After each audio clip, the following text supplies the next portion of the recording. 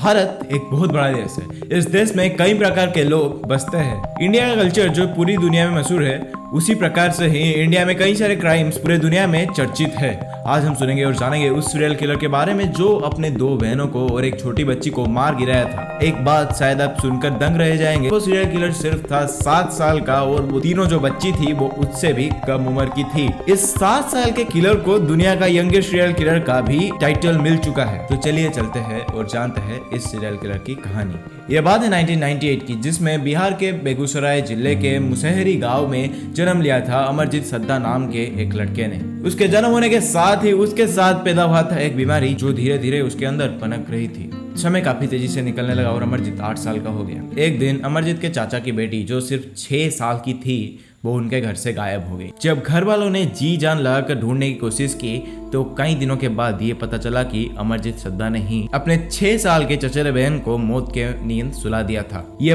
बात जानकर घर वाले दंग रह गए। उनको ये लगा कि शायद बच्चों में आनाकानी हो गई होगी और लड़ाई के समय वो छोटी सी बच्ची चल बसी। लेकिन सच्चाई कुछ और ही था, जिसके बारे में जानने के लिए आपको वीडियो के अंत तक बने रहना पड़ेगा। कि मारने वाला और मरने वाला एक ही घर के होने के कारण ये बात चारों दीवारों के अंदर ही छुपा दिया गया। गाँव वालों को या पुलिस को ये बात कानो कान भी खबर नहीं हुई। कुछ दिन बीतने के बाद अमरजीत की खुद की छोटी सी बहन भी अब उनके घर से लापता हो गई।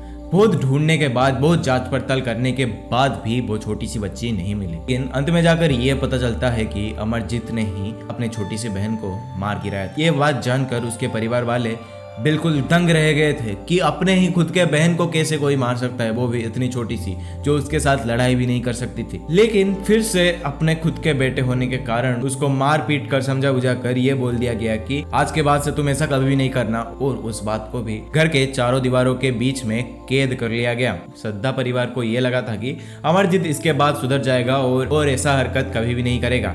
उनको लग रहा था कि वो मासूम सा बच्चा है और उसे कुछ पता भी नहीं चल रहा था वो क्या कर रहा है, और शायद अनजाने में लाड प्यार करते समय वो उनका कत्ल कर बैठता था।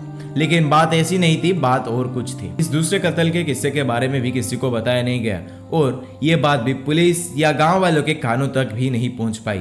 लेकिन ये बात जरूर फैल गई थी कि एक ही घर से 2 बेटियां गायब हुई है, लेकिन कैसे हुए है वो मालूम नहीं था। फिर कई महीनों के अंतराल में सब कुछ ठीक ठाक चल रहा था, लेकिन अचानक से उस गांव में फिर से दहशत की खबर फैल गई, जहां पर अमरजीत सद्दा के घर के पास की एक छोटी सी बच्ची जिसका नाम था खुशबू, वो गायब हो गई। खुशबू चुनचुन देवी की बेटी थी। चुनचुन देवी हर दिन अपने बेटी खुशबू को लेकर जाती थी एक पास के प्राइमरी स्कूल में, जहाँ पर वो उसको खेल खेल में खिला कर लाती थी। लेकिन उस दहशत वाले दिन में से उन्होंने अपने बेटी को सिर्फ 5 मिनट के लिए उस प्राइमरी स्कूल में अकेला छोड़कर घर में कुछ चीज जो वो भूल गई थी लाने के लिए वो लाने गई थी। लेकिन उस 5 मिनट के अंदर ही उनकी बेटी वहां से गायब हो गई।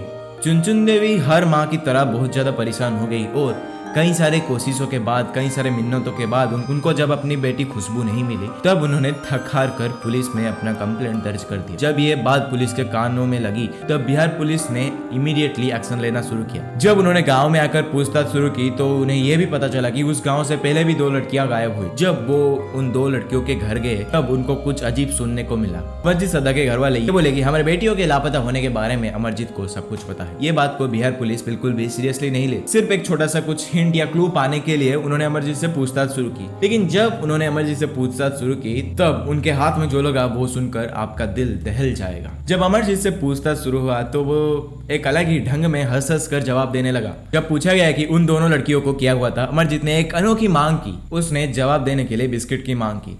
जब उसको बिस्किट मिल गए तो तब अमरजीत ने ये बोला कि उसने ही अपने दोनों बहनों का कत्ल किया है। लेकिन ये बात कुछ पुलिस के पल्ले नहीं पड़ा और उनको ये मामला हजम नहीं हुआ। फिर उन्होंने प्रेजेंट सिचुएशन में आकर ये पूछा कि क्या तुम्हें पता है कि खुशबू कहाँ गई है और खुशबू को कौन ले गया है या उसको क्या हुआ है, तुमने कुछ ऐसा देखा है? तब अमरजीत ने ये उत्तर दिया कि ईंट से मारकर उसने ही खुशबू को दफन कर दिया था। ये सब अनयूजुअल चीज जानकर मानो पुलिस बिल्कुल दंग रह गई थी। लेकिन पूछताछ को आगे बढ़ाते हुए जब उन्होंने पूछा कि तुमने कहाँ पर गाड़ा है खुशबू को, तो वो बिल्कुल उसी जगह पुलिस को लेकर पहुंच गया और वहां पर सच में भी खुशबू की लाश मिली, जहां पर उसको घास फूस से ढक दिया गया था ताकि उसकी लाश किसी को दिख ना पाए। वारदात की जगह पर पहुंचने के बाद भी सब सच सामने आने के बाद भी अमरजीत का रिएक्शन बिल्कुल भी चेंज नहीं हुआ था, वो अभी तक भी हंसी रहा था, जैसे मानो उसने कुछ गलत किया ही नहीं था। जब तहकीकात और अंदर गई और उसके परिवार वालों को पूछा गया कि ये जो 2 बेटियों की कत्ल आपके घर में हुई थी उसके बारे में आपने अपनी पुलिस को क्यों नहीं बताया, तो उन्होंने ये बताया कि ये घर का मामला तो घर में ही सुलझ गया, हमारे बेटे को हम दिक्कत में नहीं डालना चाहते थे। जब अमरजीत एक हत्यारे के रूप में पूरे गांव के सामने आ चुका था तो हर हत्यारे की तरह अमरजीत को भी सजा होने वाली थी। अमरजीत को जुवेनाइल प्रिजन में भेज दिया गया, जहां पर उसकी काउंसलिंग हुई। उस काउंसलिंग में एक भयानक सच सामने आया। मेरे वीडियो के शुरुआत में जैसे आपको बोला था कि अमरजीत के जन्म होने के साथ ही उसके अंदर एक भयानक सा बीमारी पनक रहा था। वो बीमारी और कुछ नहीं था, एक साइकोलॉजिकल डिसऑर्डर था, जहां पर एक इंडिविजुअल दूसरों को कष्ट में देखकर आनंद महसूस करता है। उसी तरीके से अमरजीत को भी यह पता नहीं था कि वो क्या कर रहा है, ये मारना काटना क्या होता है, उसको बिल्कुल पता नहीं था। लेकिन जब वो दूसरे को कष्ट में देखता था वो उसको मजा आने लगता था। एड्रेनलिन रश या इस डोपामिन रिलीज के लिए ही वो ये सब कत्ल वगैरह कर रहा था। वो भी इस सच्चाई से अनजान था कि किसी को मारना एक गुनाह होता है। हालांकि हर कैदी की तरह जब उसको सजा हुई तो वो 3 साल तक जुवेनाइल प्रिजन के अंदर रहा। हर दिन उसका ट्रीटमेंट चलता रहा, हर दिन उसकी काउंसलिंग होती रही, जिससे वो धीरे धीरे ठीक हो गया। 3 साल के बाद उसको जेल से बरी कर दिया गया।